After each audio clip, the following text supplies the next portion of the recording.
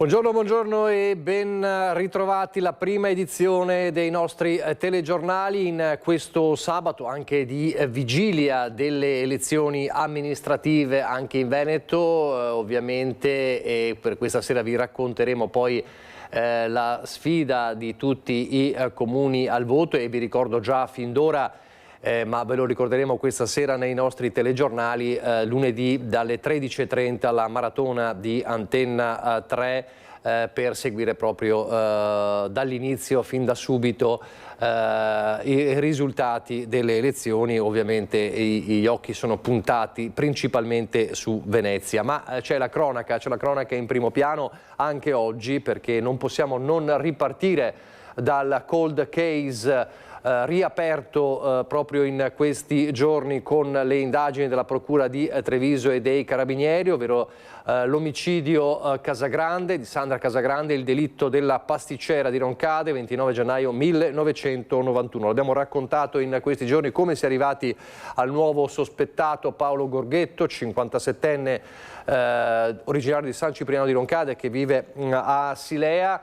Si continua a indagare, continua e procede l'inchiesta. Il 29 maggio ci saranno gli accertamenti del RIS sulla prova chiave, il DNA. L'ipotesi degli inquirenti è quello di un delitto d'impeto. Allora, ripartiamo da qui anche dalle tensioni vissute ieri a Silea, dove Gorghetto si trovava di fatto blindato in casa, nel racconto del nostro Christian Arboit. Lei ha detto che si difenderà. Sì, lei si difenderà, signora. Voglia cagare. Rientra velocemente in casa respingendo le domande dei cronisti. Paolo Gorghetto, il 57enne originario di San Cipriano di Roncade, iscritto dalla procura nel registro degli indagati per l'omicidio il 29 gennaio del 1991 della pasticcera Sandra Casagrande, accoltellata a morte nel suo negozio. A Cendon di Silea, zona case popolari dove Gorghetto vive, lo stesso figlio non vuole saperne della vicenda che ha improvvisamente travolto il padre. Non ero neanche in atto per questo evento qua, ho appena letto sull'articolo del giornale, io che cazzo vuoi che ne sappia? Tensione, arrivano polizia locale e carabinieri, poca voglia di parlare anche tra i vicini che si tengono alla larga da questa storia. È solo ciao, salve e arrivederci. Ma che lei sa che poi i carabinieri recentemente? Sì, li ho visti, sì. Posso? Li ho visti qualche settimana fa. Procura e carabinieri d'altro canto ostentano sicurezza. È chiaro che oltre al DNA c'è dell'altro. Il 57enne sarà a breve risentito dai magistrati, di fronte ai quali 2 settimane fa ha deciso di avvalersi della facoltà di non rispondere nominando un proprio legale, l'avvocata trevigiana Fabiana Ceschin. L'uomo, poco più che ventenne all'epoca del delitto, si professa innocente, ma per gli inquirenti dovrà essere in grado di spiegare come mai il suo sangue è stato trovato sulla scena dell'omicidio, in particolare su una tenda insieme a quello della vittima, uccisa con 22 coltellate. Per avere la certezza che il suo DNA coincida con quello estrapolato nel 2007 dall'Università di Padova dalle tracce biologiche prelevate alla pasticceria Due Torri, il prossimo 29 maggio scenderanno in campo gli specialisti del RIS, chiamati a confrontare i profili genetici disponibili. Quello di Gorghetto è stato nuovamente isolato attraverso il prelievo effettuato l'8 maggio, ma in banca dati nazionali già c'era per un reato commesso nel 2016. È da lì che è arrivata la segnalazione di un codice genetico compatibile, grazie al fatto che la procura sul caso Casagrande ha sempre continuato a lavorare, salvo incappare in un ostacolo imprevisto. Gorghetto infatti ha un fratello gemello. Il DNA ritrovato a Roncade sarebbe potuto appartenere anche a lui. Gli inquirenti hanno dovuto quindi procedere a una verifica, appurando che il codice genetico non coincideva ed escludendo l'uomo dall'indagine.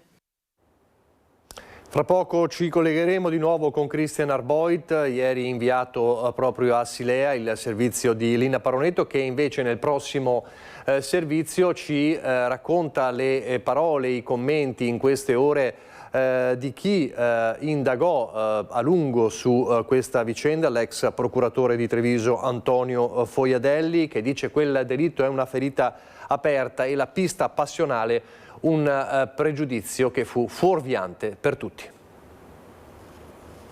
Mentre per 35 anni si è cercato senza esito tra legami e conoscenze di Sandra Casagrande, la nuova ipotesi investigativa della Procura di Treviso, che ha indagato per omicidio l'aiuto cuoco 57enne Paolo Gorghetto, cambia del tutto la prospettiva. Il delitto della pasticcera di Roncade potrebbe essere stato compiuto d'impeto da un ragazzo giovanissimo che nulla aveva a che vedere con lei e che quella sera potrebbe aver perso la testa dopo un litigio. L'ex procuratore della Repubblica di Treviso, Antonio Foiadelli, che nel 2007 riaprì l'inchiesta per poi chiuderla nuovamente nel 2009, commenta con interesse e sorpresa il rovesciamento di scenario. Che sembra affiorare proprio delle notizie di cui disponiamo, che non sia stato il delitto passionale o dovuto ad altri motivi, che costituì, purtroppo devo dirlo, che costituì allora, nella prima inchiesta e nella seconda, una sorta di pregiudizio investigativo, e tutti i pregiudizi, lo sappiamo, sono fuorvianti. Ora, questo caso invece capovolge la situazione e probabilmente prospetta una ipotesi che il delitto sia avvenuto quasi per caso, senza che ci siano particolari motivazioni alle spalle. Ipotesi che a Foiadelli fa tornare alla mente un caso di strangolamento di una donna a San Donà, risolto solamente perché il colpevole si confidò con un compagno di cella a Roma. Da ex inquirente, Foiadelli è cauto a tirare conclusioni. Il fatto che ci sia un indagato non significa ancora di avere un colpevole, naturalmente, un responsabile. Significa però che qualche cosa è accaduto di positivo, e non posso fare altro, con la prudenza che ogni investigatore deve avere, che fare i miei auguri perché la Procura della Repubblica di Treviso risolva un caso che, diciamo la verità, aveva lasciato una ferita aperta. Un delitto irrisolto, un caso di efferata violenza come quello di Roncade che rimane impunito, è una sconfitta dello Stato, continua l'ex procuratore, secondo cui probabilmente con le tecnologie di oggi il colpevole sarebbe stato individuato nel giro di poco, a patto però di rispettare quanto ripetuto per anni a uomini delle forze dell'ordine e giovani PM. Occorre che le indagini di carattere tecnico e la raccolta degli elementi di prova avvenga professionalmente, con assoluta competenza e cura. Questo mi fa di capire che non sempre accade. Insomma. Non sempre accade, nel caso Garlasco non è accaduto. Queste dunque le considerazioni dell'ex procuratore Foiadelli. Lasciamo per un attimo la cronaca, ci torniamo fra pochissimo. C'è un'altra importante notizia fondamentale anche per la nostra economia, l'economia dell'Italia e del Veneto in particolare, cioè la revoca del blocco dei TIR che era previsto proprio dal 25 al 29 di maggio, quindi fra 2 giorni. Adesso ce lo racconta Edi Caliman perché c'è stato il vertice decisivo ieri sera a Palazzo Chigi. Nel frattempo oggi la CGA di Mestre calcola che dall'inizio della crisi, in questi 3 mesi, il caro gasolio è costato 2,1 miliardi alle imprese dell'autotrasporto e mentre si attende a livello internazionale forse la fine, si spera, della guerra USA-Iran, con i 2 paesi che stanno trattando sulla fine della guerra. Allora, da Mestre Edi Caliman con Sandro Ponchio e con gli autotrasportatori e con le motivazioni del stop proprio sul filo di lana di questo blocco dei TIR che sarebbe stato molto grave per tutta la nostra economia. Buongiorno Edi.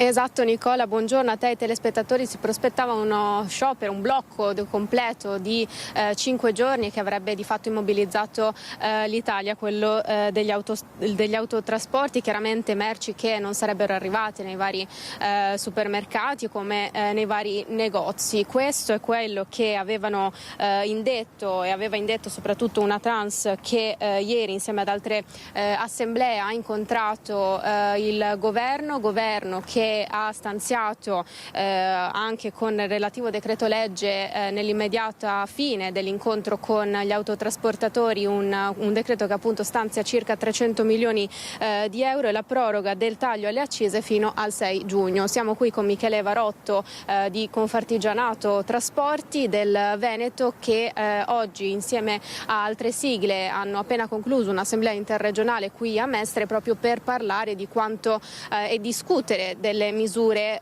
che sono state varate proprio ieri sera. Soddisfatti, fiduciosi? Quali sono le prime reazioni? Allora, le prime reazioni che ha dato l'Assemblea, che per un senso civico è stato interrotto il fermo, perché comunque il governo ne aveva dato 500 milioni e ha stanziato 300 milioni. Voglio ricordare che i 300 milioni non sono un aiuto alla categoria, ma sono soldi che ci dovevano già essere dati con le accise. Poi la riduzione ulteriore del gasolio, andiamo bene noi, andiamo bene anche i committenti, perché si abbassa un po' sul costo. Siamo fiduciosi, però vogliamo vedere il decreto, vogliamo vedere il regolamento, perché anche a marzo ci era stato detto la stessa cosa con 100 milioni, ma poi non è stato attuativo. L'Assemblea ha dimostrato che i trasportatori sono con noi, sono con le associazioni, ma sono molto titubanti, perché dicono che già altre volte sono stati promessi, poi i tempi sono stati lunghi, farraginosi, hanno avuto complicazioni per avere. Le aziende hanno problemi di liquidità, perché la redditività è molto bassa, e anche su questo protocollo che è stato dato c'è anche le accise entro 30 giorni, un po' di liquidità di cassa, si sta pagando l'F24, l'IVA un po' più lunga, e ha aperto un tavolo di concertazione. Sono tutte cose che devono essere fatte per il trasportatore, speriamo che aiuti. Quello che avete detto questa mattina è che soprattutto questo blocco è stato sospeso e non revocato. Cosa significa? Cioè, è stato sospeso perché sono stato preso l'accordo fra le parti, però manca il decreto della legge, manca il regolamento e non siamo esattamente sicuri o come vengono dati questi soldi. Quindi nel momento che va tutto fluido allora verrà revocato, se no siamo in sospensione, e se come l'ultima volta vengono promessi non vengono dati, si riparte per il fermo. Antenne dritte quindi? Andremo dritti per la nostra strada, però è un senso civico, quindi è meglio sempre trovare un accordo fra le parti, e volevo anche ricordare, come ho detto altre volte, che non usino l'autotrasporto per una speculazione sulle materie prime, su quello che mangia la gente, sui supermercati, perché il trasporto incide, ma non incide così tanto con gli aumenti di speculazione che tanti hanno fatto, e questo lo voglio dire anche sul gasolio e sulla benzina. Da marzo sono tutte scorte che erano là da 3 mesi, non c'erano problemi di scorte, ha avuto un aumento di 40 centesimi senza sapere perché, quindi io direi che bisogna fare i controlli su tanta gente. Questa proroga varrà tra l'altro appunto sul taglio alle accise fino al 6 giugno, da lì al 6 giugno insomma anche non solo come autotrasportatore ma proprio come anche cittadino, insomma qual è la sensazione, che cosa succederà? Allora, il taglio alle accise va bene per il cittadino, sono perfettamente d'accordo. Noi il taglio alle accise ci comporta dei problemi, perché ci riduce la nostra imposta che avevamo già sul nostro credito d'imposta, e siamo in attesa, quindi è ulteriore mancanza di liquidità in azienda. Quindi, insomma, Nicola, queste sono le reazioni dopo quanto è stato decretato proprio dal governo. Io ringrazio il mio ospite. Se non hai domande, a te la linea. Grazie a Edi Caliman e Sandro Ponchio, anche a Michele Varotto. Allora torniamo, l'abbiamo visto in apertura, sull'omicidio Casagrande, perché il nostro Christian Arboit si trova in questo momento a Quarto Altino, nell'abitazione del nipote di Sandra, Gianni Casagrande. A te allora, Christian. Sì, Nicola, buongiorno anche da parte di Edoardo Paris, che sta curando la parte tecnica. Io saluto e ringrazio Gianni Fregonese, nipote di Sandra Casagrande, che ci ha aperto la sua porta di casa in giorni che sono difficili, perché lei ha subito un lutto. Da pochi giorni ha perso sua moglie, quindi condoglianze e grazie per averci accolti. Dopo 35 anni per la sua famiglia Gianni si riapre una ferita che in realtà non si era mai rimarginata, perché voi avete sempre chiesto giustizia. Lei personalmente ha sempre chiesto giustizia per sua zia, per Sandra. Sì, ma io non ho mai chiesto a nessuno personalmente, però ho sempre pensato che prima o dopo qualcosa doveva succedere, ed è successo. Adesso speriamo soltanto che vada tutto a buon fine, in un modo veloce e chiaro. Quindi che la giustizia faccia il suo corso. Faccia il suo lavoro fatto bene. Senta, la sua reazione qual è stata quando ha preso la notizia di questa svolta investigativa? Lei è stato contattato dai carabinieri? Siete stati chiamati in caserma? No, sono stato contattato da RIS di Parma, mi sembra, e abbiamo avuto l'appuntamento in caserma a Roncade dai carabinieri, perché loro volevano comunicare la riapertura del caso a mia mamma, ma io, questa cosa non voglio che succeda, perché mia madre reagirà sicuramente molto male. Perché sua mamma comunque ha 102 anni, se non sbaglio. Ha 102 anni, credo che meriti un po' di rispetto. Comunque si potrà probabilmente comunicarlo al momento in cui è stato deciso chi è il colpevole, allora sì. E lì anche voi farete le vostre valutazioni da un punto di vista processuale come famiglia? Beh, in questo caso penso proprio di sì, bisogna farle. Senta, le chiedo, questo Paolo Gorghetto lei non lo conosceva, lei all'epoca dei fatti era quarantenne, Gorghetto aveva 22 anni, quindi non vi eravate mai incrociati, quindi immagino che il suo sia un grande stupore. Nel modo più assoluto, io conosco Gorghetto perché anche a Quarto a quei tempi c'era qualche famiglia Gorghetto o a Musestre, quindi era un cognome conosciuto, diciamo. Però personalmente non ho mai conosciuto, dopo anche averlo visto nei giornali, la foto non l'ho mai conosciuto. Senta, nei primissimi anni 90 erano emersi tanti retroscena, tante ricostruzioni, non ritorniamo su tutto quello che è successo, perché è successo davvero tanto e di tutto per certi versi. Lei però in queste ore, in questi giorni in cui si è riaperta questa ferita, ricorda e vuole ricordare un particolare, un elemento che forse da un punto di vista investigativo dovrebbe essere tenuto in considerazione, una scritta che era apparsa sulla porta di casa di sua zia. Sì, la notizia della scritta l'ho data io perché sono l'unico che l'ha vista e lo sapeva. Io l'ho detto e adesso lo sanno tutti perché è scritta in tutti i giornali. E questa della scritta è una cosa che in quel momento, quando l'ho detta, poteva essere seguita in modo migliore. Perché sulla porta di casa di sua zia c'era questa scritta, cosa c'era scritto e come era scritto soprattutto? C'era scritto ti voglio con la L e non la GL come la nostra grammatica prevede. Era scritto ti voglio, quindi errore grammaticale, giusto?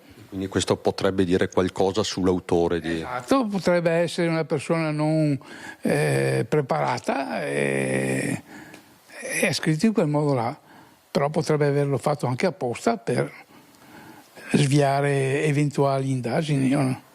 Sua zia era inquieta, era preoccupata? Sì, era molto preoccupata perché non era la prima volta che trovava scritte di questo genere. E che cosa le aveva detto? Lei aveva dei sospetti, sua zia, su chi fosse l'autore di quella scritta? No, delle certezze no. Lei pensava a qualcuno, ma non voglio fare nomi. Quel qualcuno era il sospettato di cui stiamo parlando in questi giorni? No, assolutamente, non era lui. Però è un elemento che deve essere ripreso in considerazione, questo della scritta, lei dice? Non si può riprendere in considerazione, non esiste più. Non esiste più. Allora, grazie Gianni Fregonese. Si sente di lanciare un ultimo appello alla giustizia, alle istituzioni?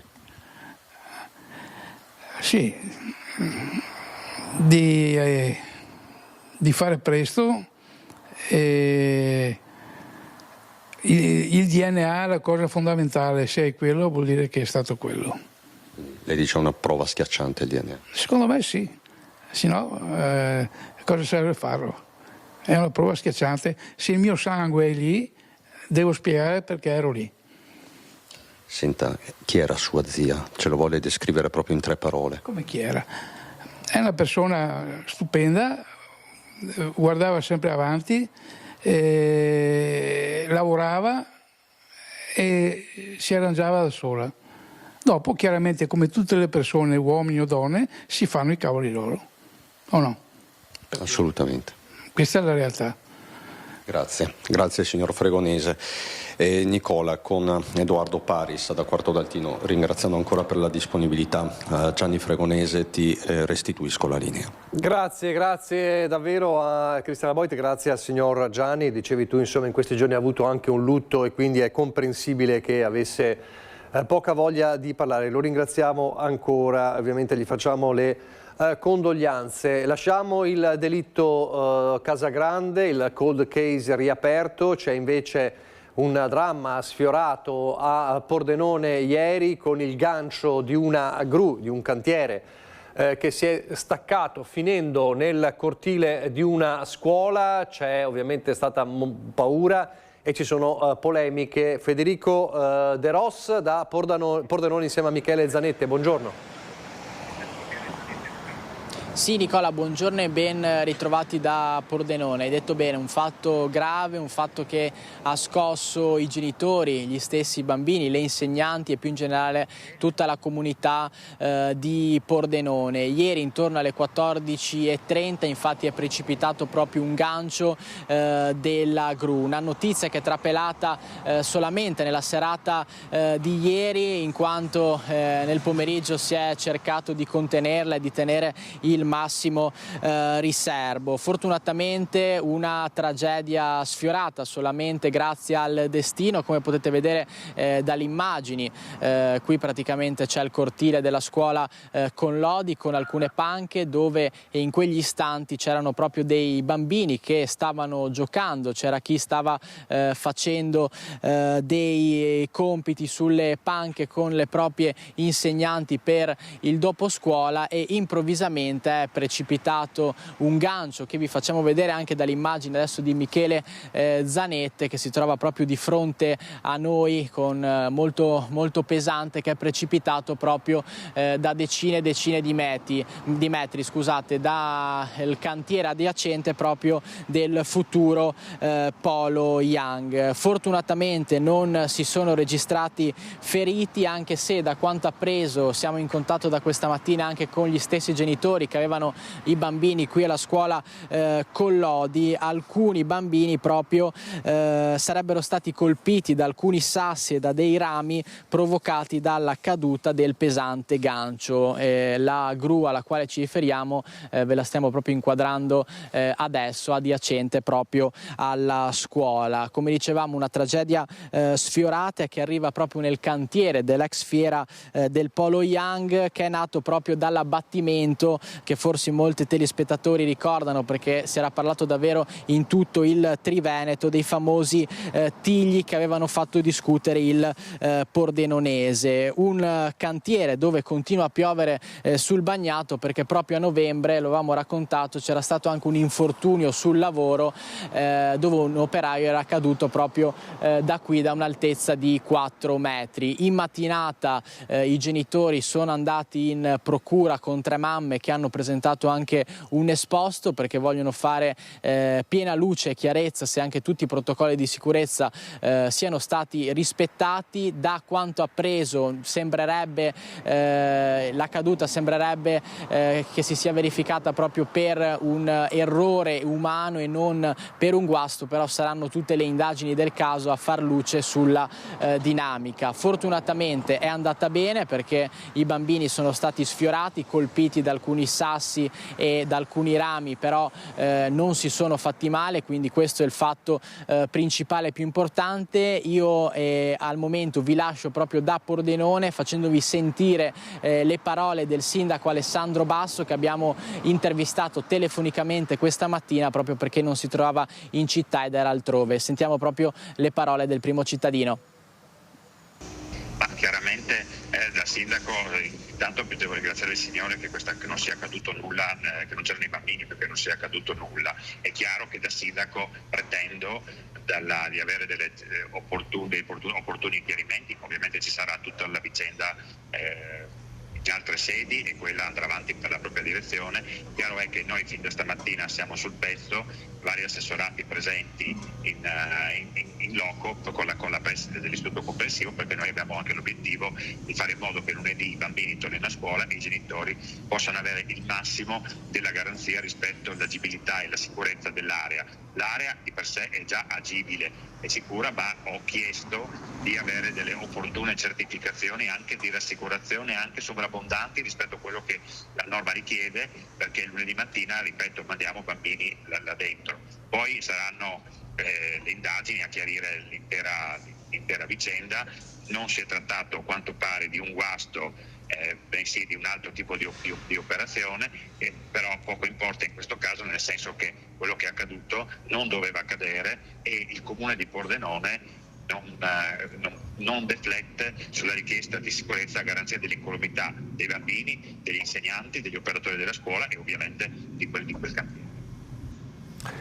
Una tragedia sfiorata, come una tragedia sfiorata anche quanto accaduto ieri a Torri di Quartesolo. Lo abbiamo raccontato nei nostri servizi, la coppia di anziani che rischiava di morire intossicata dal fumo o peggio nel rogo di una villetta a Torri di Quartesolo. Una tragedia che non si è consumata grazie all'intervento di un agente di polizia in servizio a Padova, ma residente a Torri di Quartesolo, vicino di casa degli anziani, che li ha salvate. Abbiamo raccontato ieri le sue prime parole. Oggi, questa mattina, il poliziotto è stato ricevuto dal questore. Ci racconta tutto Francesco Ratai, buongiorno, insieme a Federico Civotto. Buongiorno Nicola, buongiorno ai nostri telespettatori. Dici bene, è stato il giorno dell'incontro con il questore di Padova per Manuel Geremia, l'assistente capo della Polizia di Stato che lavora qui a Padova, ma ieri si è reso protagonista di un gesto eroico, così è stato definito anche dal questore di Padova Marco Dorisio, avendo salvato la vita a due anziani, due suoi vicini di casa nel rogo della loro abitazione.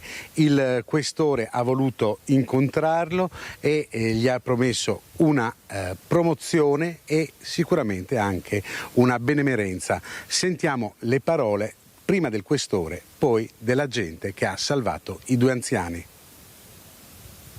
Si sta pensando anche a un riconoscimento al vostro agente? Sicuramente lo proporrò per il riconoscimento relativo a una progressione in carriera e anche perché gli venga così una proposta per la concessione anche di una onorificenza. Mi piace definirlo, il gesto da eroe silenzioso, ma non solo lui. Gli eroi silenziosi sono tutti quanti, tutti quei cittadini che quotidianamente si alzano, quindi col loro agire improntato alla legalità, al rispetto delle regole, alla solidarietà, all'altruismo, danno il loro contributo silenziosamente.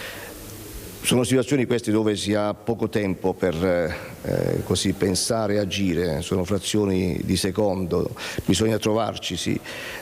Quindi ho voluto ricordare, e anche così affiancare il gesto del collega Geremia anche una situazione analoga di soccorso pubblico il 4 settembre di 4 anni fa ad Anguillara. Domenico Zorzino, anche lui libero da servizio, si tuffò nel canale per salvare un concittadino in difficoltà, o anche il decennale quest'anno della scomparsa del sommozzatore del CNES di La Spezia, Sasà Sanarico. Era venuto anche lui qui volontariamente per partecipare alle ricerche del corpo di Isabella Noventa.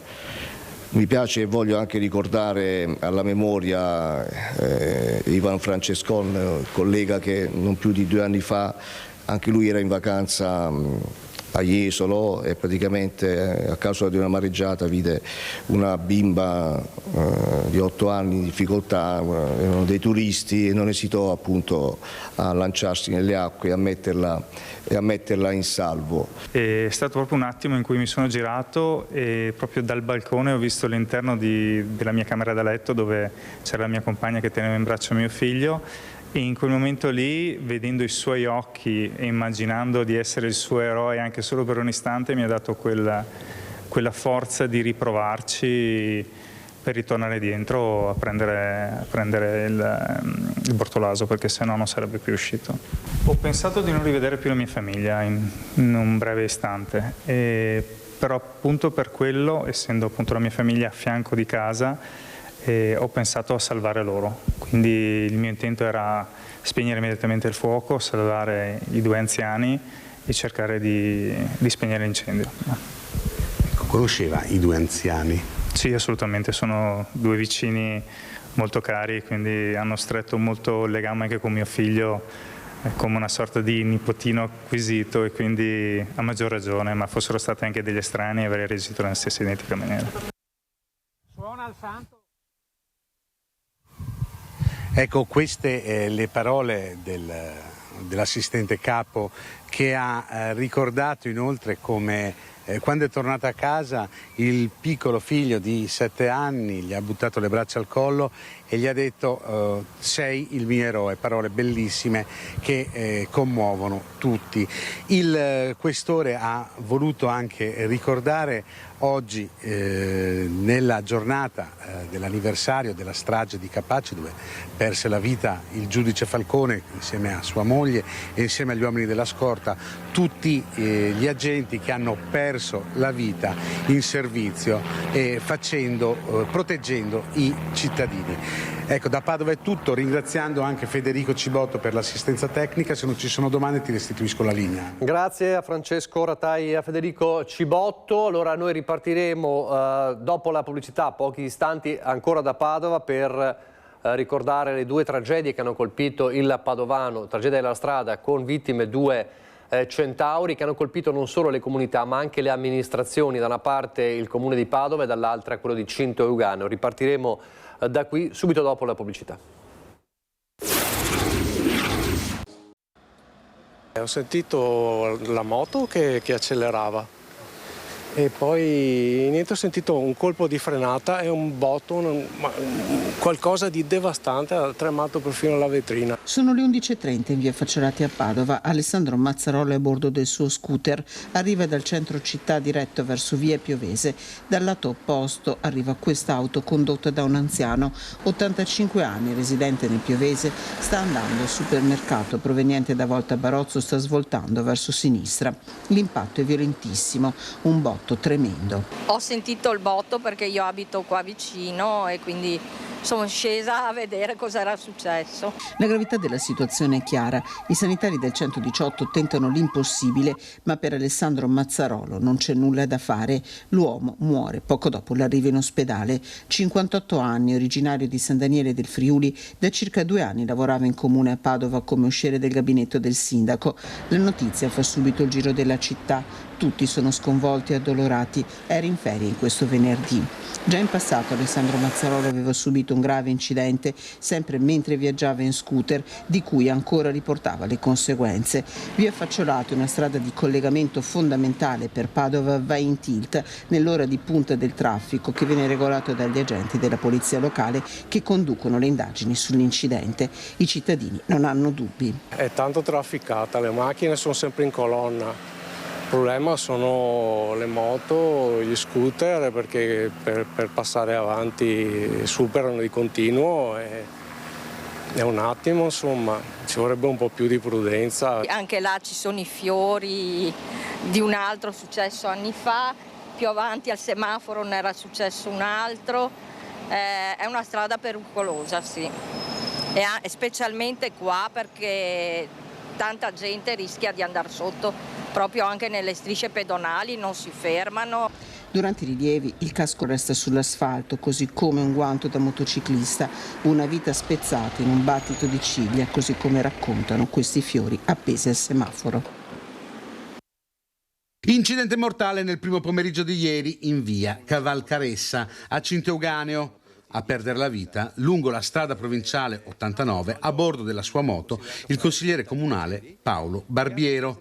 Il 69enne, secondo una prima ricostruzione, si sarebbe scontrato frontalmente con un camioncino. Barbiero sarebbe morto sul colpo, lievemente ferito anche il conducente del mezzo, medicato sul posto. Sul luogo dell'incidente sono intervenuti gli agenti della Polizia Locale di Este per tutti i rilievi del caso e per ricostruire l'esatta dinamica del tragico schianto. In via Valcaressa era anche atterrato l'elicottero del SUEM 118, ma purtroppo per il 69enne non c'era già più nulla da fare.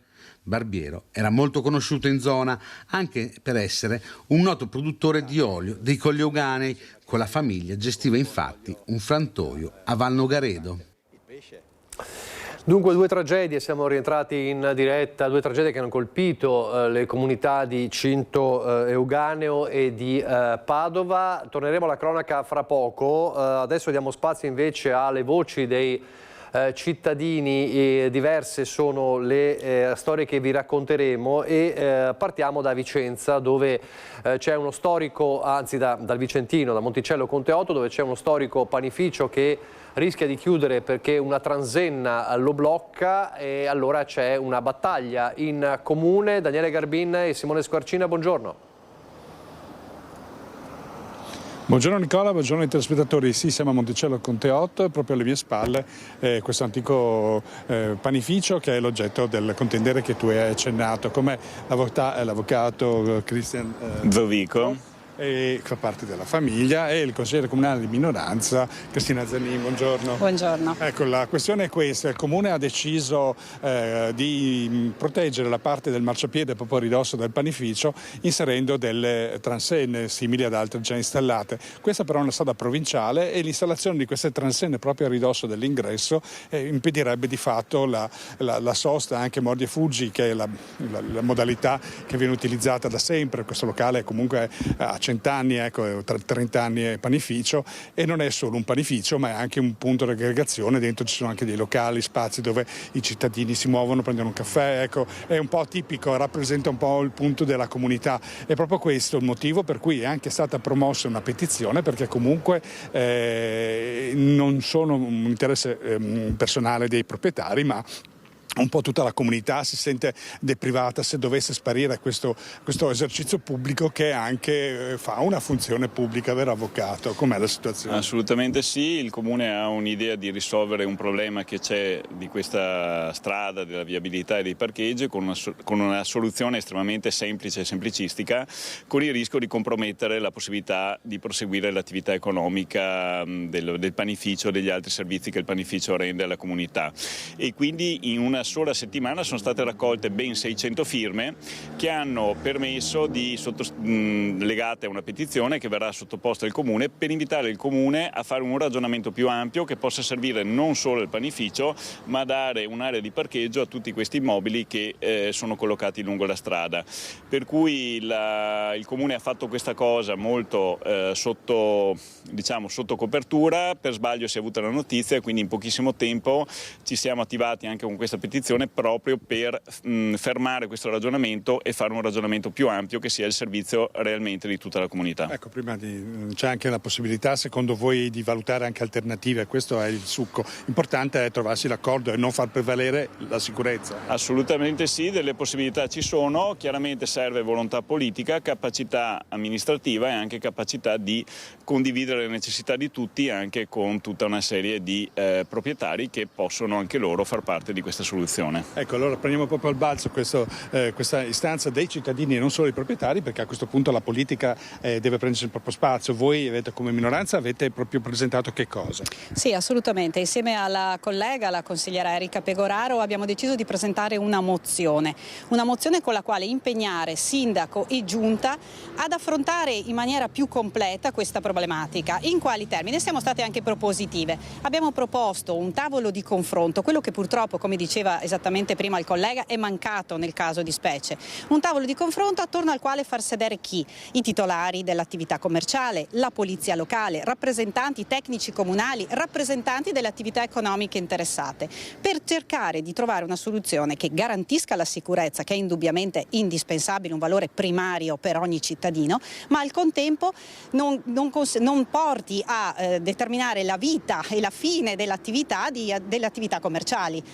Perché? Perché dal nostro punto di vista ovviamente un comune vive se vivono anche i suoi negozi, se vivono queste attività. Quindi è essenziale che si trovi una soluzione che contemperi adeguatamente entrambe le esigenze importanti. Ecco, abbiamo capito che comunque è appena iniziata qui, per cui sicuramente continueremo a seguire.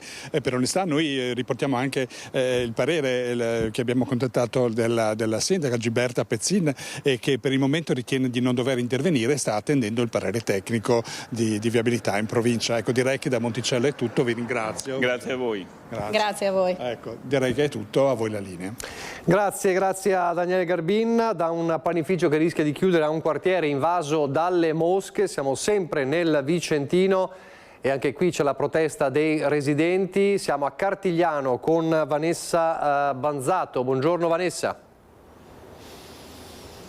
Buongiorno a te Nicola, a tutte le persone che ci stanno seguendo da casa. Sì, hai detto bene, siamo a Cartigliano dove in una zona precisa del paese i residenti sono letteralmente imbufaliti perché si sta presentando ormai da mesi, in realtà poi da anni, sempre in questo periodo dell'anno, in questa stagione, c'è un vero e proprio assalto, una vera e propria invasione di mosche.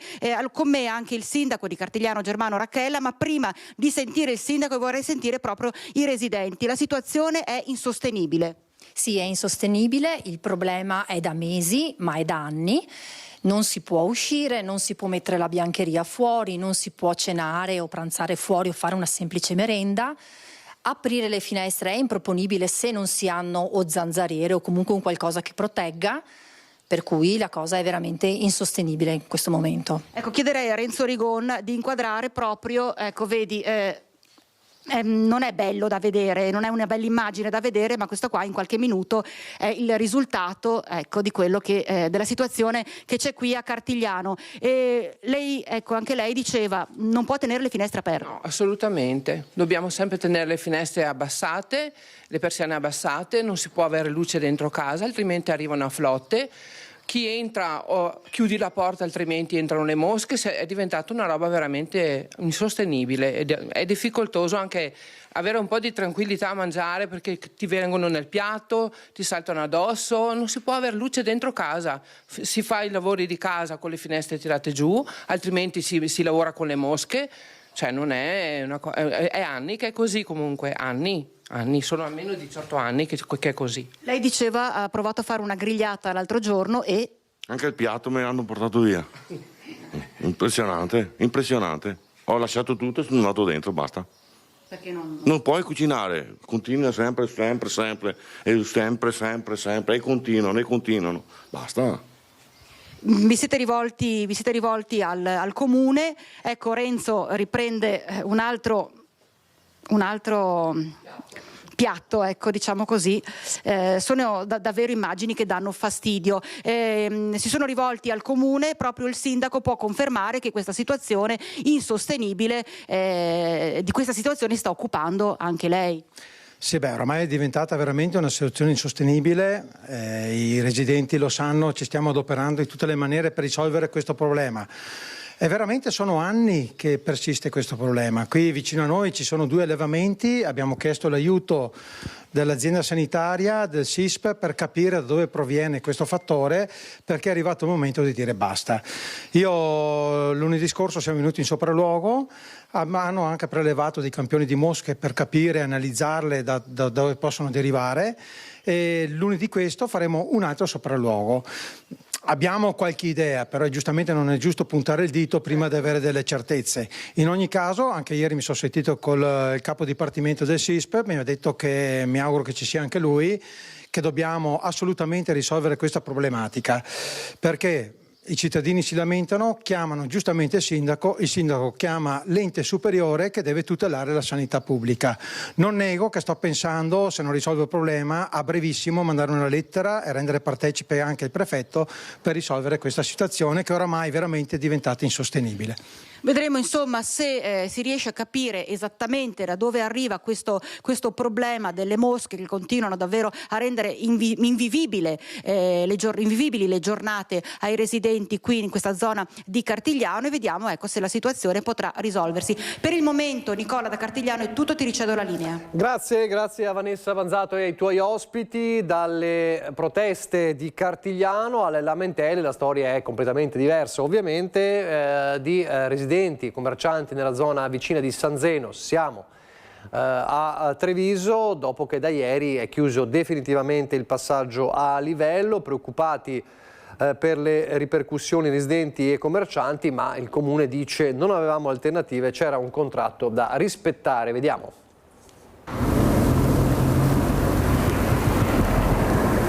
un problema serio, ma non solo per me, anche per tutte le persone a piedi, in bicicletta, crea veramente un problema. Poi posso dire, incidenti non ce ne sono mai stati.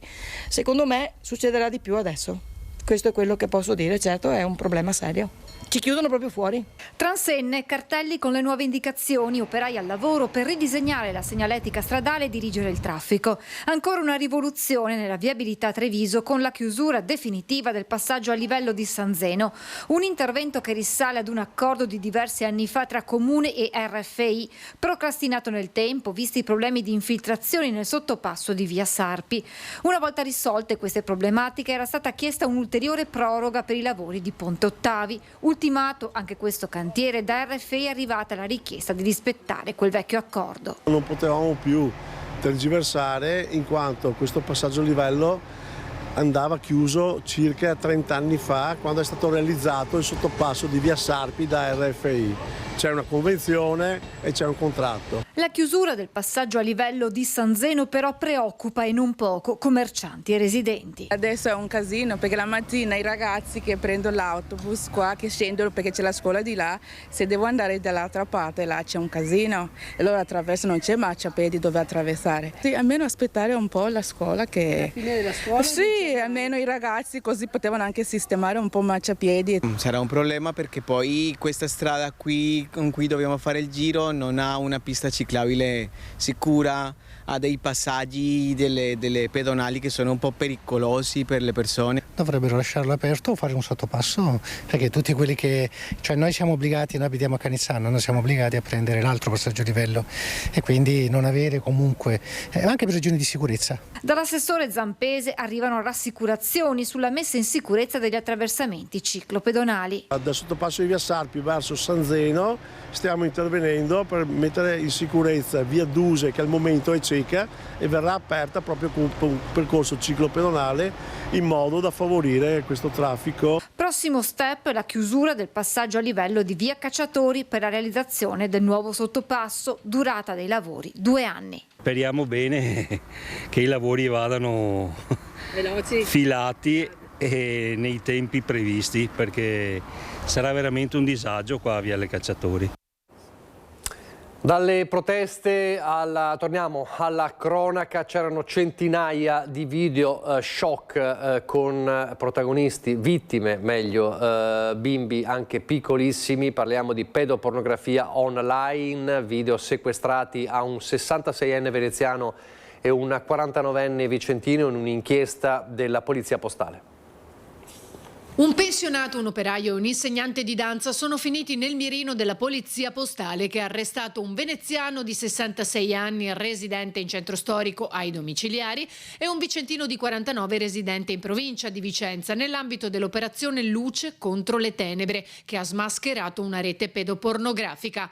Indagato un bresciano. Una indagine che è durata mesi, che ha impegnato i ragazzi della prima squadra del centro di Venezia e della sezione operativa di Vicenza e di Verona, impegnati per parecchi mesi. Questi mesi sono stati utilizzati per risalire alle tracce digitali di questi 3 soggetti che albergavano in ambienti, appunto, comunità di pedopornografi dedite allo scambio di materiale pedopornografico. 2 di questi 3 soggetti, ovviamente, una volta perquisiti, sono stati trovati un numero ingente, 500 file circa per ogni soggetto, di file pedopornografici di minori anche impegnati in atti sessuali di tenerissima età. L'attività investigativa del COSC ha permesso di individuare i responsabili appartenenti ai diversi contesti sociali e professionali attraverso circuiti telematici dedicati allo scambio illecito di contenuti legati allo sfruttamento sessuale minorile, prendendo avvio dal monitoraggio della rete e dall'analisi delle tracce digitali lasciate dagli utenti durante la navigazione e le attività di condivisione online. Questo attraverso ovviamente anche la cooperazione internazionale, che ha condiviso delle informazioni relative alle connessioni. Noi siamo particolarmente abili, diciamo così, a risalire dalle connessioni ai soggetti. Durante le perquisizioni, 2 degli indagati sono stati arrestati in flagranza di reato. Una di queste due stava, nel momento in cui è stata eseguita la perquisizione, appunto ancora scaricando il materiale, ecco, con altri soggetti presenti in rete. La persona residente a Brescia invece al momento della perquisizione non era in possesso di materiale illecito ed è stato denunciato. Sequestrati inoltre numerosi dispositivi informatici, computer, smartphone, supporti di archiviazione digitale e account telematici con centinaia di immagini e video pedopornografici. Sarà sottoposto ad approfondite analisi forensi da parte degli specialisti della Polizia Postale al fine di verificare eventuali collegamenti con altre persone coinvolte e identificare possibili reti di condivisione più ampie, sia sul territorio nazionale che in ambito internazionale.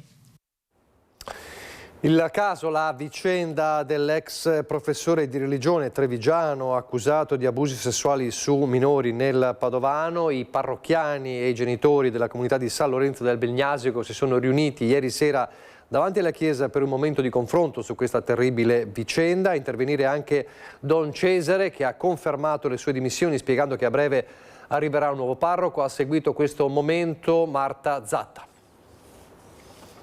Un momento di confronto e dialogo, quello che si è tenuto davanti alla chiesa di San Lorenzo di Albignasico, comunità profondamente colpita dal fatto che riguarda l'ex docente del Barbarigo, nonché animatore che ha frequentato proprio la parrocchia, Francesco Saviane, 37enne, accusato di abusi sessuali su diversi minori. I genitori della scuola d'infanzia, del centro d'infanzia San Lorenzo Carlo Oliviero, assieme ai parrocchiani si sono ritrovati per parlare di quanto accaduto e per decidere anche su come muoversi su questa vicenda. Un momento di raccoglimento, di ascolto e anche di scambio di pensieri. Noi abbiamo anche intervistato un genitore che appunto frequenta il centro per l'infanzia. Ascoltiamo cosa ci ha detto. Prima di tutto vogliamo capire come mai una persona con questi trascorsi abbia avuto un ruolo all'interno della parrocchia a contatto con dei minori, con i nostri figli, con i ragazzi del Grest.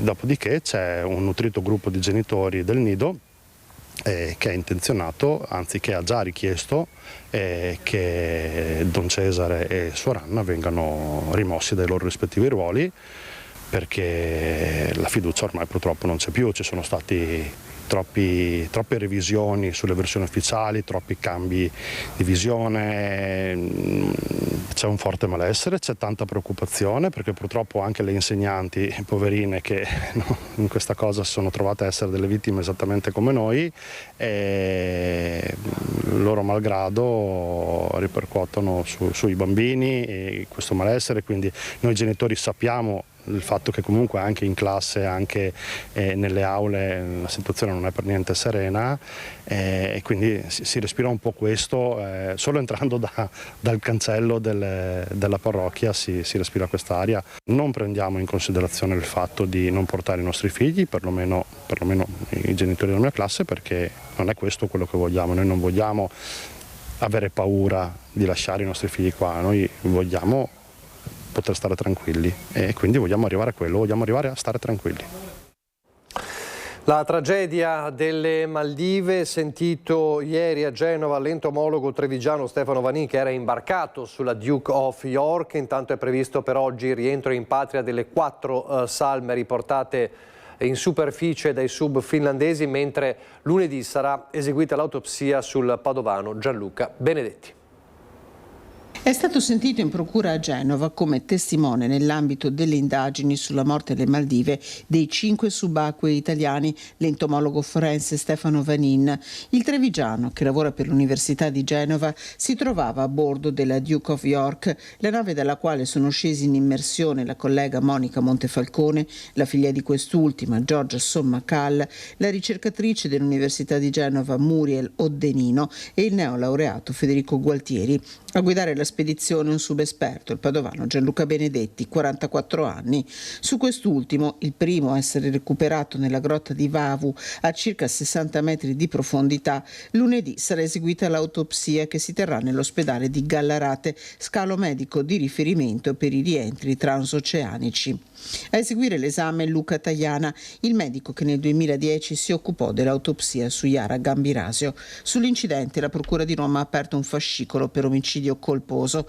Con Vanin, altri 2 docenti dell'Università del capoluogo ligure sono stati sentiti dai magistrati che tentano di ricostruire quanto accaduto. Nel frattempo le salme dei 4 italiani sono pronte a tornare in patria nella giornata di sabato. Il loro recupero, effettuato in 2 diverse spedizioni da un team di subacquei finlandesi altamente specializzati, è stato fatto in modo gratuito. Eseguita l'autopsia si celebreranno a Padova, probabilmente nella chiesa della parrocchia di Cristo Re, dove vive mamma Paola, i funerali di Gianluca Benedetti, che dovrebbero essere fissati per la prossima settimana.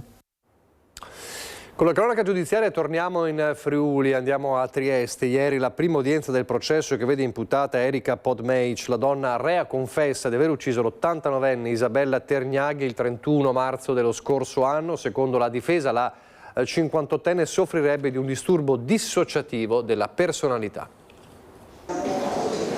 Prima udienza del processo che vede imputata Erika Podmenic. La donna deve rispondere dell'omicidio di Isabella Tergnaghi avvenuto nel marzo del 2025, ma deve rispondere anche dei reati di tentato omicidio e rapina nei confronti di una 74enne e di lesioni personali e rapina nei confronti di un'altra donna di 60 anni. Oggi sentito anche il primo test. Era il 31 marzo dell'anno scorso quando l'89enne Isabella Tergnaghi fu trovata cadavere con una ferita da taglio alla gola nel suo appartamento al Civico 7 di Via delle Beccherie a Trieste. Il delitto del ghetto approda in aula assieme ai 2 casi di donne narcotizzate e rapinate. Il processo in corte d'assise davanti al giudice Igor Maria Rifiorati, PM Ilaria Iozzi e Andrea Laganga. L'imputata è difesa dall'avvocato Massimo Scrascia. Il legale ha chiesto la perizia psichiatrica, che vengano escluse le aggravanti che portano all'ergastolo e di poter accedere al rito abbreviato, richiesta quest'ultima negata dal Tribunale. E su questo il Tribunale oggi si è pronunciato, ha concesso il deposito della nostra consulenza psichiatrica, riservandosi poi la valutazione sulla base degli elementi che riterranno di acquisire, se ammetterlo o meno nel corso del giudizio. Io credo che sia corretto, vista la gravità dei delitti che vengono contestati alla Podmenic, approfondire ogni aspetto. Sono state fatte tantissime perizie, non vedo perché consulenze, non vedo perché non fare anche quella psichiatrica per fugare ogni dubbio sulla capacità di intendere e di volere, sull'imputabilità al momento dei fatti. Secondo la consulenza psichiatrica di parte, Erika Podmenic soffrirebbe di un disturbo dissociativo della personalità. E sul quale poi chiederemo appunto che i periti accertino se effettivamente di rilevanza e gravità tale, essendo un disturbo della personalità, tale da aver almeno grandemente scemato la capacità di intendere e di volere della signora. L'accusa rappresentata dai PM Iozzi e Laganga si è opposta alla richiesta di una perizia psichiatrica, insistendo sul fatto che le analisi sono ancora in corso. Il perito, il dottor Marco Stefanutti, sta analizzando il profilo psicologico dell'imputata, approfondimenti che vertono anche sul rapporto con il denaro.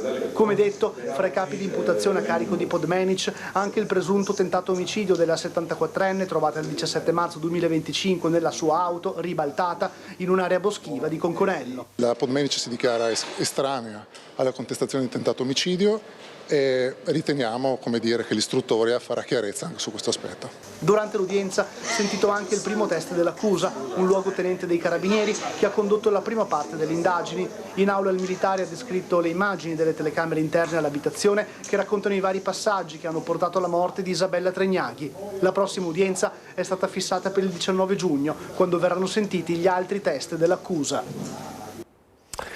E a proposito di Trieste, è impossibile dimenticare quanto accadde nella questura di Trieste il 4 ottobre 2019, il duplice omicidio degli agenti di polizia da parte di Alejandro Augusto Meran, che potrebbe essere trasferito dall'attuale struttura dove si trova in provincia di La Spezia in una nel nord-est, più vicina a casa, cioè il Friuli Venezia Giulia, o alla Madre in Veneto. Immediate le reazioni dei familiari degli agenti uccisi.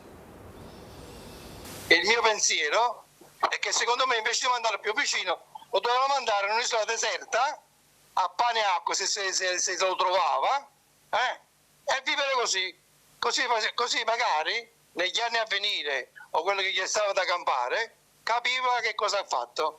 Così Pasquale Rotta, padre dell'agente Pierluigi, ucciso assieme a Matteo De Menego il 4 ottobre 2019 dai colpi di pistola esplosi all'interno della questura, sull'ipotesi che l'autore del doppio omicidio, Alejandro Augusto Stefan Meran, ritenuto incapace di intendere e volere al momento del delitto, venga trasferito dall'attuale Rems in provincia di La Spezia in una struttura del nord-est più vicina a casa, cioè il Friuli Venezia Giulia, o alla madre che vive in Veneto. Lo mandano pure vicino a casa perché decide deve stare vicino alla mamma per avere più che cosa. Questo ha fatto un qualcosa che i giudici hanno sbagliato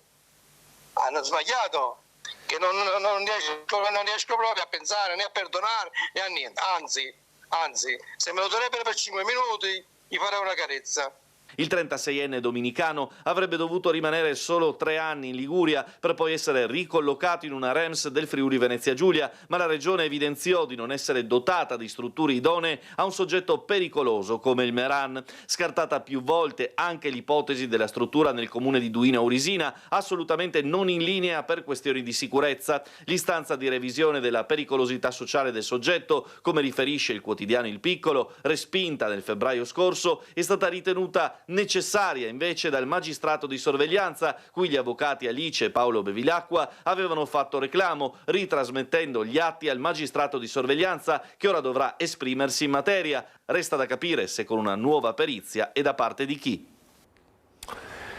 Allora, l'ultima pausa pubblicitaria, ripartiremo da Cortina, ripartiremo dall'inchiesta sulla cabinovia Apollonio Socrepes con gli indagati, ma anche la difesa di Fabio Saldini, l'amministratore delegato di Simico, subito dopo la pubblicità. Sono la responsabile unica del progetto Valeria Cepi di Simico e Angelo Redaelli, legale rappresentante della Graffer SRL, la società incaricata dei lavori. Gli altri 2 nomi delle persone iscritte nel registro degli indagati nell'ambito dell'indagine della Procura di Belluno sui lavori di esecuzione della cabinovia Apollonio Socrepes di Cortina d'Ampezzo, la cui entrata in esercizio era prevista per l'inizio dei Giochi Olimpici invernali del febbraio scorso. Oltre a Cepi e Redaelli risulta indagato l'amministratore delegato di Simico, Fabio Massimo Saldini. L'ipotesi di reato contestata dalla Procura è quella di turbata libertà degli appalti.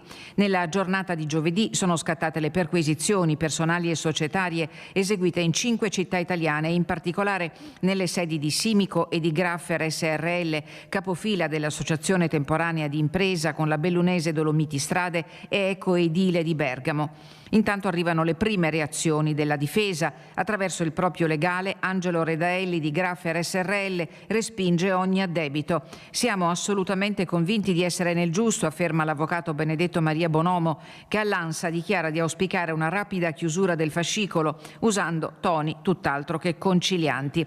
Il legale conferma che la società non è nuova a procedimenti su ipotesi perturbativa d'asta e sempre siamo stati assolti, dice. Bonomo contesta anche la scelta della Procura di diffondere comunicati stampa. Ci vorrebbe un po' di più prudenza prima di rilasciare informazioni che lasciano il tempo che trovano le sue parole.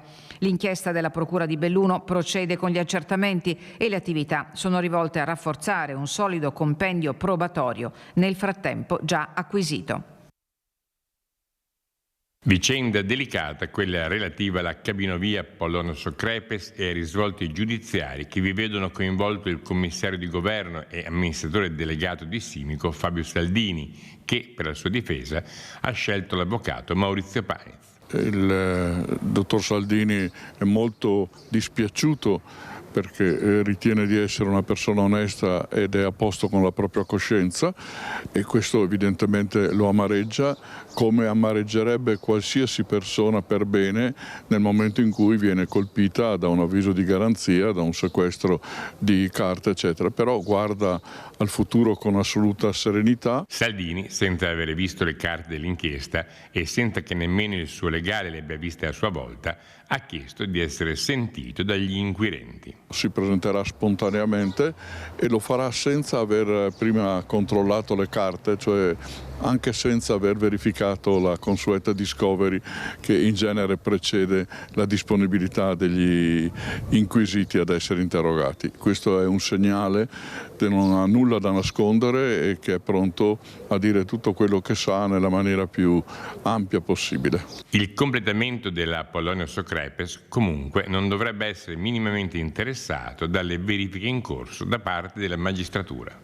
Non c'è un sequestro dell'opera, non c'è un intervento su quelle che sono le infrastrutture. L'opera andrà avanti nel suo completamento, è una questione che riguarda personalmente il dottor Saldini e le altre 2 persone che sono inquisite per turbativa d'asta, ammesso che poi questa turbativa d'asta davvero si concreti in qualche cosa. Al momento non mi pare che il quadro di elementi a disposizione siano penalizzanti. Continuiamo con la cronaca, c'è una notizia di poco fa che è arrivata dai carabinieri. Siamo a Piove di Sacco, dove un uomo è stato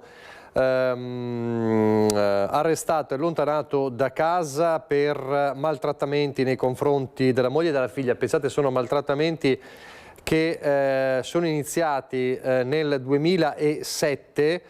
Continui maltrattamenti, scrivono gli inquirenti, vessazioni, ingiurie e minacce quotidiane, una serie di violenze mirate di fatto a rendere l'esistenza delle 2 vittime, moglie e figlia, penosa e intollerabile, dicono gli inquirenti. Le aggressioni avvenivano quasi sempre quando l'uomo era sotto l'effetto dell'alcol, con discussioni futili che si concludevano con calci, pugni, schiaffi, ma anche minacce di morte, insulti umilianti nei confronti della moglie, sempre alla presenza della figlia quando era ancora minorenne. In un'occasione l'uomo tentò anche di soffocare con un cuscino la consorte. Finite le aggressioni, l'uomo sfogava la sua rabbia distruggendo mobili e suppellettili, costringendo poi moglie e figlia a ripulire tutto.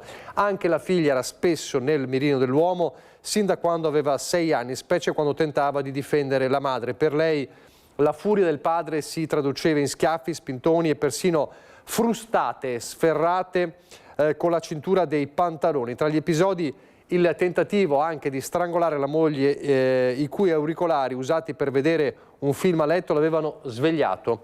I carabinieri hanno inoltre scoperto che l'indagato non contribuiva alle spese del mantenimento e non concedeva denaro per alcuna necessità. L'uomo è stato arrestato e allontanato da casa. Dalla cronaca ai trasporti, torniamo a Treviso con MOM, Mobilità di Marca, che continua a rinnovare la flotta dei suoi autobus. Sono 9 i mezzi appena acquistati che entreranno in servizio. Intanto l'azienda fa i conti anche con gli aumenti del costo di carburante, ne abbiamo parlato ampiamente anche in questa edizione, ma c'è una buona notizia per i passeggeri. Gli aumenti sono importanti, ovviamente però non abbiamo intenzione di aumentare i biglietti eppure tagliare le corse. Quest'anno siamo così, stiamo andando avanti e cercheremo di fronteggiare questi aumenti con le nostre forze. Stiamo facendo il possibile all'interno, con la speranza che tra qualche mese questa situazione straordinaria venga a cessare. I rifornimenti dei mezzi di trasporto sono sempre più costosi, ma per gli utenti di MOM non cambierà nulla né per i biglietti né per gli abbonamenti. È la buona notizia resa possibile dall'avanzo di amministrazione dell'azienda, che ha deciso così di calmierare le voci di bilancio senza incidere sulle tasche dei passeggeri. Lo stesso farà la provincia, socio di maggioranza. La nostra parte, che sono circa 800.000 euro, per metà andremo a riconfermare l'abbassamento degli abbonamenti per tutti i cittadini di Treviso, e l'altra metà la lasciamo a disposizione per far fronte ad eventuali crisi energetiche. I nuovi mezzi, dotati di tutti i moderni sistemi di sicurezza interna ed esterna, sono costati più di 3 milioni. Sono destinati 2 a Conegliano, 1 a Montebelluna, 3 a Vittorio Veneto, 3 alla cintura urbana di Treviso. Entro il prossimo anno metà della flotta sarà completamente rinnovata e non circoleranno più autobus Euro 3 e 4. È un risultato importante, un investimento importante. Stiamo ovviamente investendo non solo sul materiale rotabile ma anche su infrastrutture, e questo vuol dire che MOM ha una situazione economica finanziaria molto solida. In vista dell'estate, la FIT CGIL aveva paventato un rischio di eccedenza di una 50ina di autisti a settimana, ma con la DON è categorico. Assolutamente no, non abbiamo mai parlato di una roba del genere. Qualcuno verrà impiegato perché è volontario nel servizio sulle spiagge con la TVO. altri verranno impiegati su un servizio di montagna con Dolomiti Bus, ma assolutamente il discorso di avere delle possibilità di alcune persone che non possono ricevere la busta paga, questa è una roba assurda. A Venezia di nuovo, ma si parla anche di Treviso con il nuovo rettore di Ca' Foscari, Marco Sgarbi, che è pronto ad affrontare nuove sfide che si presenteranno all'insegna della innovazione, ma sempre con un occhio importante sugli studenti. Dice Sgarbi: voglio essere vicino insieme a Ca' Foscari a studenti e studentesse. Non me l'aspettavo, ma è stato un lavoro di mesi per cercare di unire la comunità intorno a delle idee per il futuro di Ca' Foscari, per affrontare le grandi sfide che le università dovranno affrontare nei prossimi anni. Il mio primo passo è quello essenzialmente di fare una squadra che mi possa diciamo, aiutare a progettare una Ca' Foscari pensata in ottica multicampus. Noi qui adesso siamo nel campus scientifico di Mestre, ma abbiamo un campus anche a Treviso, abbiamo il campus diffuso di Venezia, hanno tutte esigenze diverse e particolari che vanno valorizzate. Marco Sgarbi, il nuovo rettore di Ca' Foscari fino all'anno 2031-2032, è pronto a prendere in mano il timone per affrontare le nuove sfide accademiche che si presenteranno. La competizione con le università telematiche e il calo demografico, queste sfide bisogna affrontarle con forza, cercando di valorizzare la qualità nel campo della didattica e della ricerca che ha Ca' Foscari e la sua capacità poi di trasmetterla con impatto sul territorio. Un lavoro che non guardi al futuro ma che lo costruisca. Questo credo che sia un aspetto fondamentale per le università. Le università non possono rincorrere il futuro, devono essere il motore per la trasformazione della società, quindi dobbiamo riflettere su come impostare la nostra didattica, la nostra ricerca in modo tale da risolvere i problemi che ci saranno appunto nei prossimi anni. Professore ordinario di storia della filosofia, Sgarbi, che succede a Tiziana Lippiello, è il più giovane rettore nella storia dell'Ateneo Lagunare. È un segnale anche perché la nostra università si deve occupare principalmente di formare le nuove generazioni che siano capaci di cambiare il mondo e cambiarlo in meglio, quindi credo che sia importante valorizzare da questo punto di vista anche i nuovi giovani ricercatori, le nuove giovani ricercatrici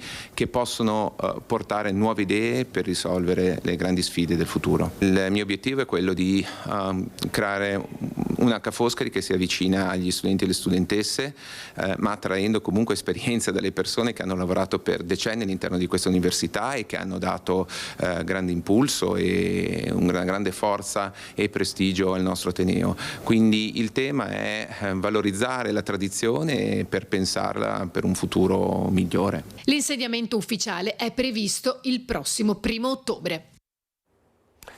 Il tema della sanità con dei dati che arrivano da Rimini, il congresso nazionale, il 31esimo congresso nazionale di Rimini della medicina interna, sono i dati dell'associazione FADOI, Federazione dei Medici Internisti e Ospedalieri, che riguardano anche il Veneto. In Veneto, dice la rilevazione di FADOI, quasi un medico su 3 è in burnout, quasi al limite insomma della sopportazione, progetta di lasciare il lavoro ospedaliero. Il quadro emerge da questa indagine. Il 100% dei rispondenti in Veneto dichiara che nel pronto soccorso del proprio ospedale operano ancora i cosiddetti gettonisti o libero professionisti. Anche nelle medicine interne il fenomeno non è marginale, solo il 54,5% riferisce l'assenza di professionisti autonomi, mentre il resto segnala presenze variabili fino a quote superiori al 20%. Dicevamo, il 54% dichiara di aver vissuto almeno dei periodi di burnout e un terzo si sente attualmente in burnout, è quello che si dice insomma al limite della sopportazione.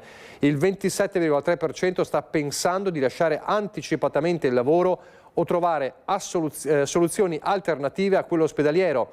Il 72% ritiene che la carenza di personale e il ricorso ai gettonisti in pronto soccorso possano aumentare in misura rilevante o addirittura molto rilevante il rischio di errori nella pratica clinica. È un quadro insomma inquietante della situazione negli ospedali anche in Veneto. Lasciamo la sanità e parliamo di giornate di sport e inclusione per gli studenti e non solo, quelle vissute agli impianti sportivi di Possagno con l'evento 6 Insuperabile. Oggi è il 6° anno, raggruppa qui a Possagno 1500 ragazzi tra studenti e ragazzi che portano disabilità, quindi è un numero sempre in aumento e questo ci rende orgogliosi. 4 giornate sportive e culturali all'insegna dell'inclusione. Si conclude anche quest'anno a Possagno la rassegna benefica Sei Insuperabile, che da settembre ha animato la Marca e le sue scuole con eventi e iniziative. Un movimento nato grazie all'azienda Brombal. Abbiamo fatto ieri la prima giornata con la primaria e oggi abbiamo la secondaria di primo grado.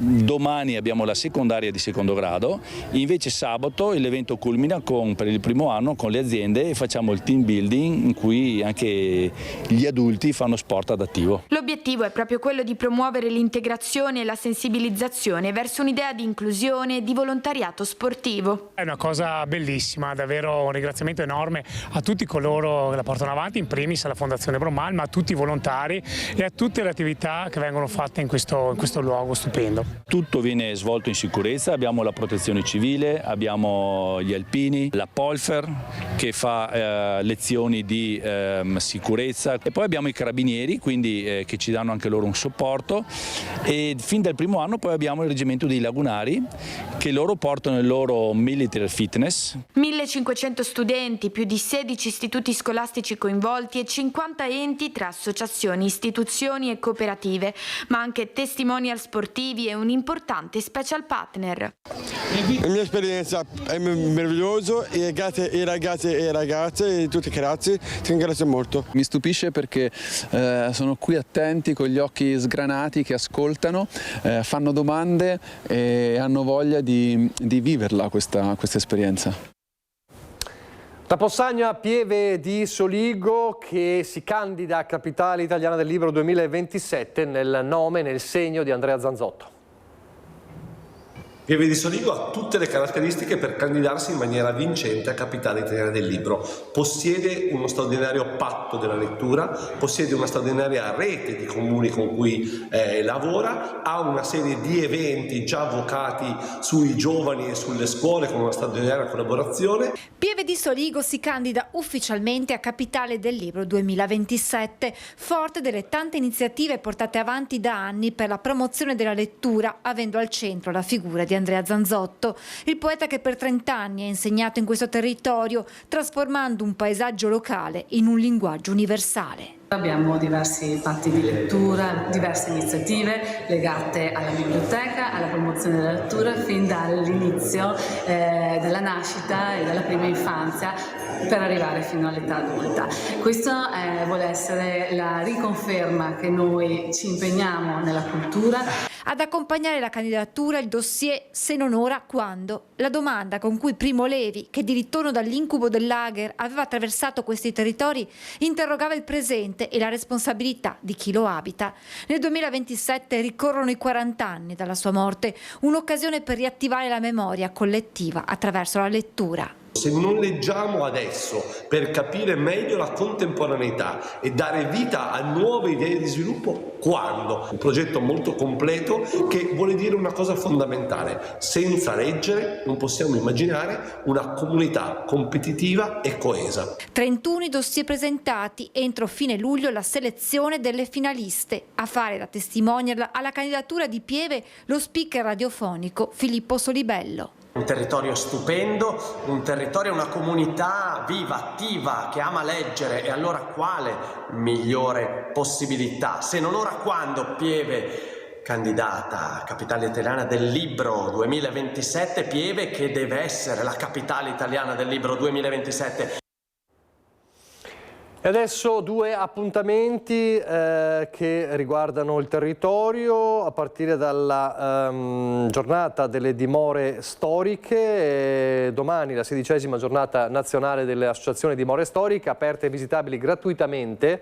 Circa 40 dimore storiche del Veneto, apertura straordinaria anche dell'Archivio di Stato di Venezia. La cultura, la storia e il paesaggio del Veneto si preparano a diventare protagonisti della 16ª giornata nazionale dell'Associazione Dimore Storiche Italiane in programma domenica. L'iniziativa, promossa dall'associazione e patrocinata dalla Regione del Veneto, permetterà a migliaia di visitatori di accedere gratuitamente alle dimore storiche private e pubbliche, normalmente non sempre aperte al pubblico. Appuntamento che trasformerà ville, castelli, giardini storici, palazzi e antichi complessi monumentali in un grande museo diffuso, offrendo l'opportunità di scoprire luoghi di straordinario fascino, spesso lontani dai tradizionali circuiti turistici. In Veneto saranno quasi 40 i siti aderenti all'iniziativa, sempre più alta la partecipazione dei giovani e la consapevolezza dell'importanza della tutela del patrimonio storico-artistico italiano. Ho visto un cambiamento importante da quando ero piccolo, soprattutto tra i giovani, la sensibilità che hanno nel vedere il patrimonio che abbiamo nel nostro paese e nel nostro Veneto. Giornata a cui parteciperà anche l'Archivio di Stato di Venezia. L'Archivio di Stato di Venezia custodisce nella sola sede principale dei Frari 80 km di documenti, dal IX secolo fino agli ultimi decenni del Novecento. Nell'Archivio di Stato di Venezia si trova moltissima documentazione relativa al tema delle ville venete, delle dimore storiche e degli archivi familiari in generale. L'invito dunque è quello di essere curiosi e andare a conoscere le bellezze del territorio. Venire in Archivio di Stato, approfittare di queste occasioni di apertura per scoprire un mondo che è quello degli archivi storici, che permea la nostra società e che si trova ovunque e che però ha bisogno di essere conosciuto in maniera più approfondita, e queste occasioni sono preziosissime per entrare in contatto con chi ogni giorno si prende cura del patrimonio archivistico d'Italia. E poi c'è anche un altro appuntamento con la giornata delle api un po' in tutto il Veneto. L'appuntamento a Bassano è in piazza Montevecchio con Api in Piazza. La città di Bassano è una città amica delle api, quindi sosteniamo tutte le iniziative a favore della sensibilizzazione sul tema proprio legato al mondo delle api. Domenica mattina in piazza ci sarà il gazebo dedicato, ci sarà anche la consegna dei diplomi dei corsi fatti da apicoltori. Anche Bassano del Grappa è comune amico delle api e in occasione della prima giornata regionale dell'ambiente e della giornata mondiale delle api, che si celebra ogni anno il 20 maggio, torna Api in Piazza, l'evento promosso dal gruppo Apicoltori Marostiche e dall'Associazione Regionale Apicoltori del Veneto. Molto sensibile la Regione a istituire questa prima giornata regionale proprio anche a ridosso della giornata mondiale delle api, che è stato il 20 di maggio, e il tema è proprio le api protagoniste della biodiversità e diciamo sentinelle dell'ambiente. Vi aspettiamo assolutamente domenica in piazzotto Montevecchio a Bassano, dalle 10 alle 18 faremo delle lezioni anche molto simpatiche e molto leggere sulle api, e quindi approfondirete questo e quindi le conoscerete. Una manifestazione che si ripete dal 2021 e che conferma la crescente sensibilità della città verso la tutela delle api e dell'ambiente. Da anni ovviamente abbiamo rinunciato all'utilizzo di diserbo che in qualche maniera possa intaccare la vita degli insetti impollinatori, e lo facciamo con altre iniziative come per esempio incentivare la piantumazione di alberi ed essenze arboree che incentivano la presenza delle api. Le api nelle nostre zone stanno bene, però api selvatiche ormai nei paesi occidentali non ce ne sono ormai più, perché a causa dei cambiamenti climatici e dell'inquinamento soffrono molto le api selvatiche. Nel nostro territorio quindi ce ne sono, ma anche nel quotidiano ciascuno di noi può fare qualcosa per aiutarle. A livello familiare cosa potete fare? Potete intanto, se avete un giardino o un orto, piantare piante amiche delle api, e poi siccome le api si salvano grazie agli apicoltori, bisogna anche aiutare gli apicoltori, e quindi acquistate se possibile miele di prossimità dagli apicoltori che conoscete. Era l'ultimo servizio di questa nostra prima edizione, non ci sono altri aggiornamenti, allora io vi ricordo il meteo subito dopo il telegiornale, poi l'appuntamento con Casa Pappagallo e la ricetta del giorno, e poi alle 15:50 il film Ragazzi miei, un film drammatico del 2009 diretto da Scott Hicks con protagonista Clive Owen. Grazie per averci seguito, arrivederci.